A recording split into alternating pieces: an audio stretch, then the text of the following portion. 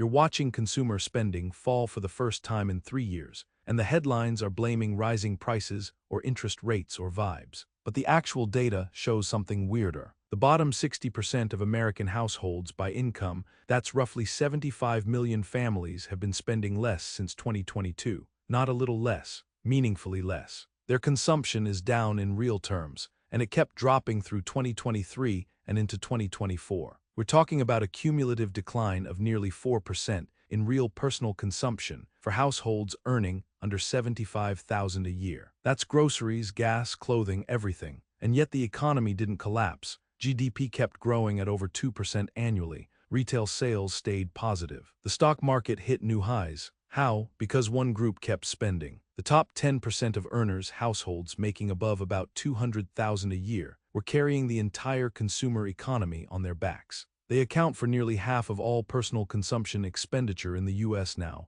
48% to be exact, half. If you're wondering why every store seems to be either discount or luxury with nothing in between, this is why. The middle fell out because the middle ran out of money. Chains like Bed Bath & Beyond and Tuesday Morning went under while Restoration Hardware and Louis Vuitton posted record profits. The economy bifurcated and the top half kept it alive. So here's the problem. That top 10% just blinked. Their spending growth flatlined in late 2024. Not collapsed, just stopped accelerating. And every economist who understands the structure is now watching the same question. What happens when the last spender gets nervous? Because there's no one left to catch it, let's establish what broke first. The bottom 60% used to matter. In 2000, households earning under the median income contributed about 38% of total consumer spending. By 2023, that figure was under 30%. You can track the exact moment it cracked. 2008 was the structural break, the financial crisis, but the real damage was the decade after. Wage growth for the bottom half was essentially flat in real terms from 2008 to 2019. Median household income, adjusted for inflation, grew by less than 1% annually. Meanwhile, costs for healthcare, rent, and childcare all grew faster than inflation. Healthcare spending per capita went up 47%. Rent in major metro areas went up 30 to 60%. Childcare costs doubled in some cities. So families did what they had to. They ran up credit card debt. U.S. household credit card balances went from $600 billion in 2010 to $1.1 trillion by 2023. That's not people splurging. That's people covering the gap between their paycheck and their expenses. Student loans added another $1.7 trillion to household debt loads. And it worked sort of until rates spiked. The average APR on a credit card is now over 22%. If you're carrying a $10,000 balance, that's over $2,000 a year in interest alone. You can't spend your way out of that, so they stopped, not by choice. By math, savings rates for the bottom half are near zero or negative. Delinquencies on credit cards and auto loans are now higher than they were in 2019, hitting 7% and 5% respectively. These households aren't holding back for a sale. They're tapped. The discretionary spending that used to come from 60% of the population is just gone. And the economy didn't notice because someone else picked up the tab.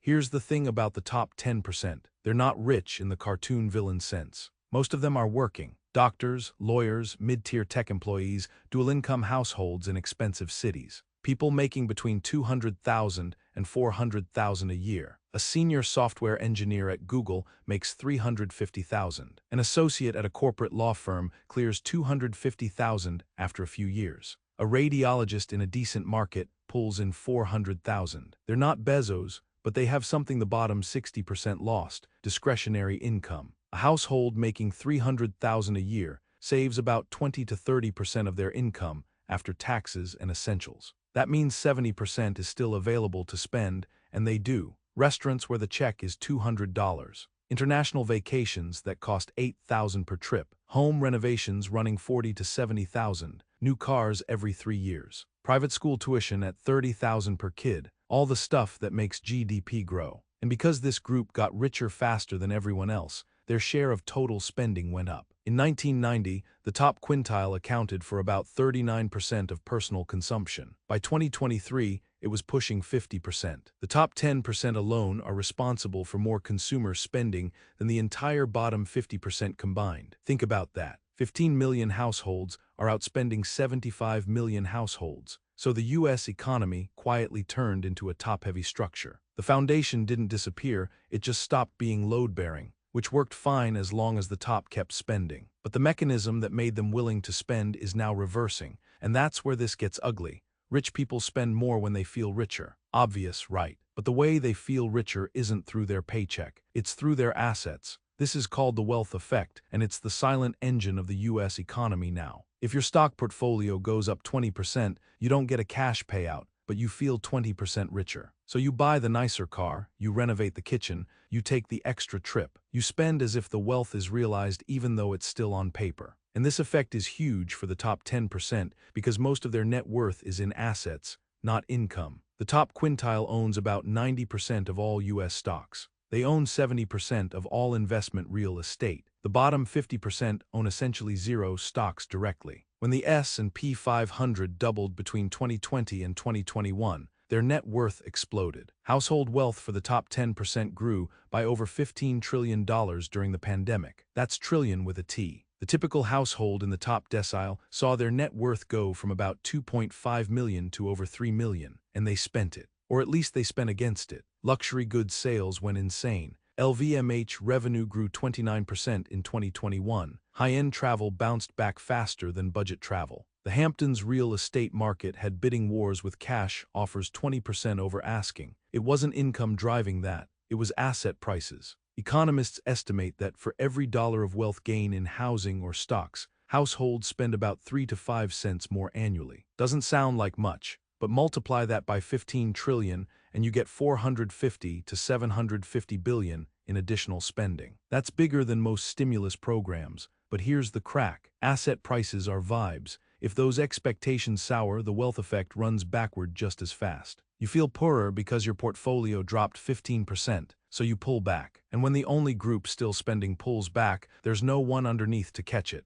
This is the part that gets me. The top 10% started pulling back in the third quarter of 2024, and it wasn't because of a crash. The stock market was still near all-time highs. The S&P was at 5,600. Unemployment was under 4%. There was no obvious catalyst, but spending growth decelerated. Luxury retail comps turned negative for the first time since 2020. Nordstrom reported same-store sales down 3%. High-end restaurant bookings, softened open-table data, showed reservations at fine dining spots down 7% year-over-year. Delta's premium cabin revenue growth dropped from 12% to 4%. It wasn't a collapse, it was a hesitation, and the reason was interest rates. Not because the top 10% have massive debt, most don't, but because higher rates killed the wealth effect. If Treasury yields are at 5%, stocks look less attractive, valuations compress, price-to-earnings multiples came down from 22 to 19. And even if the market doesn't crash, the feeling of getting richer every quarter stops. You stop checking your brokerage account and seeing a number that's up 10% from last year. You see flat or down a little, and that's enough to change behavior. You don't cancel the vacation, but you don't book two. You don't skip the new car, but you keep the old one another year. You tell the contractor you'll hold off on the kitchen remodel. Multiply that hesitation across 15 million households, and you get a consumption slowdown that shows up in GDP. Real personal consumption expenditure growth dropped from 3.2% annualized in Q2 to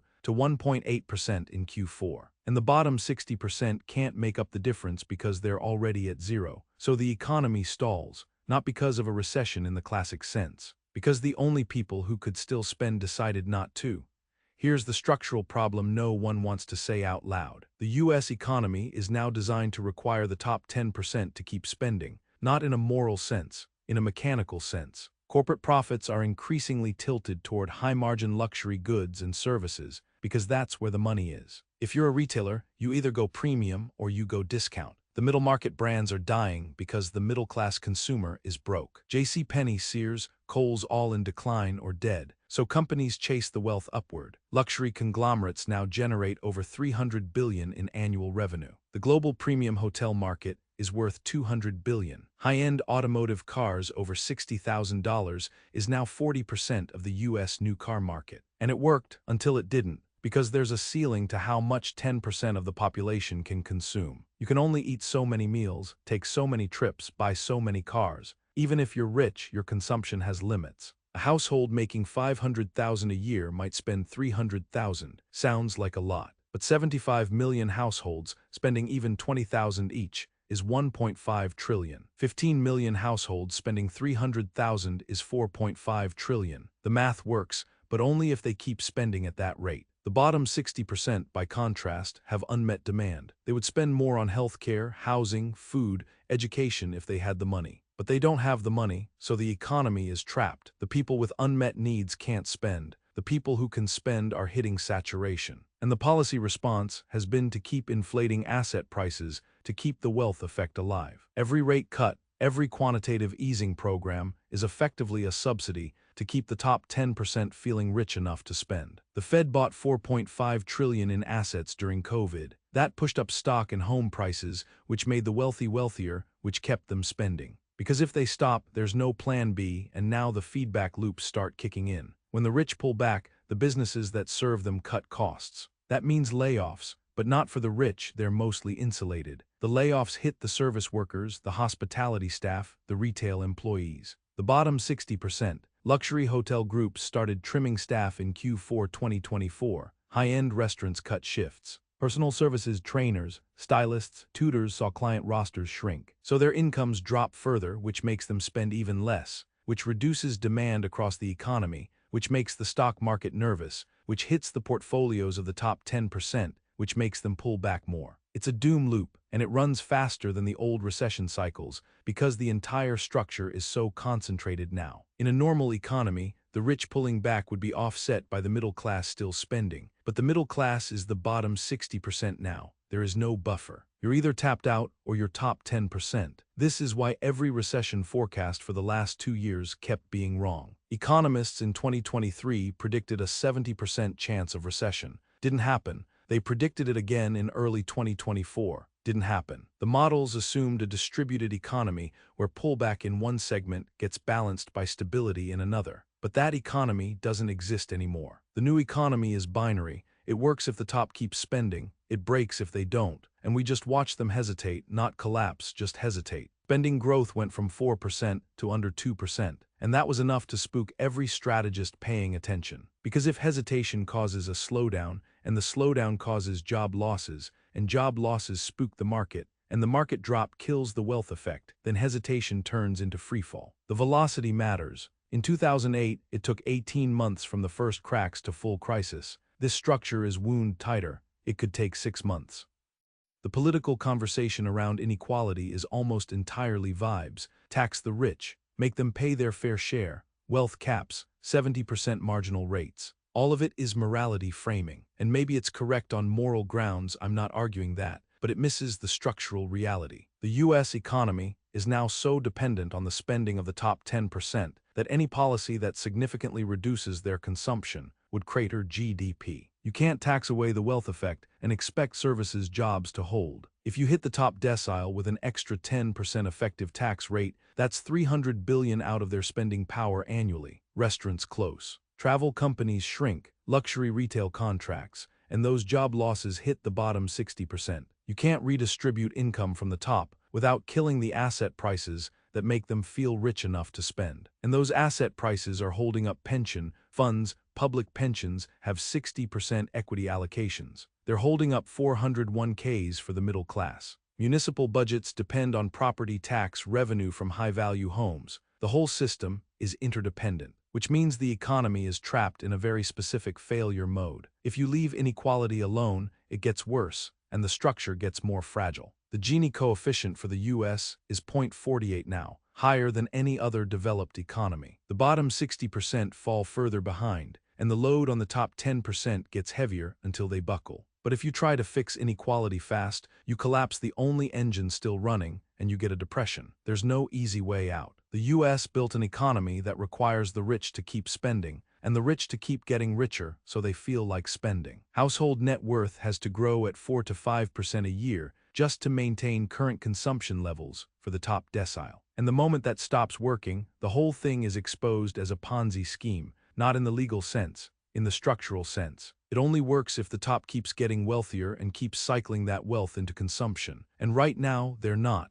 They're hesitating. And hesitation is all it takes. So here's where we are. Consumer spending is 68% of U.S. GDP. That's $14.6 trillion annually. The top 10% are responsible for half of that spending, $7.3 trillion. They just slowed down. Their spending growth rate dropped from 4% to under 2% in the back half of 2024. The bottom 60% can't pick up slack because they've been running on credit for 15 years and the credit is maxed. Credit card debt is at $1.1 trillion with delinquency rates at 7% and climbing. The middle doesn't exist as an economic force anymore. And the policy tools we have rate cuts, stimulus, tax breaks, only work if they reinflate asset prices enough to restart the wealth effect, which maybe happens. The Fed cuts rates back down to 3% by mid-2025. The market rallies 15%, portfolios go up. The rich feel rich again. They spend, the economy stabilizes. That's the optimistic case.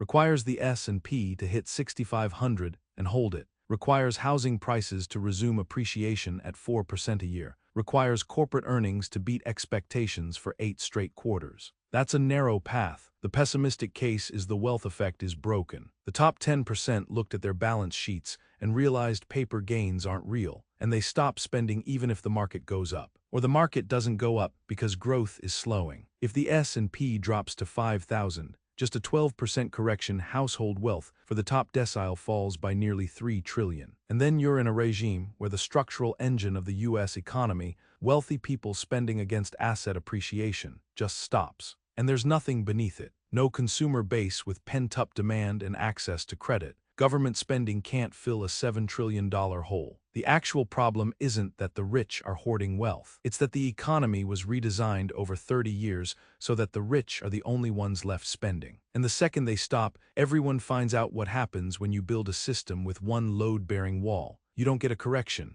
you get collapse. And we're standing at the edge of finding out which one we get. Watch the luxury comps. Watch the high-end travel numbers. Watch the Hamptons listings. Those are the canaries. And if they go quiet, everything else follows.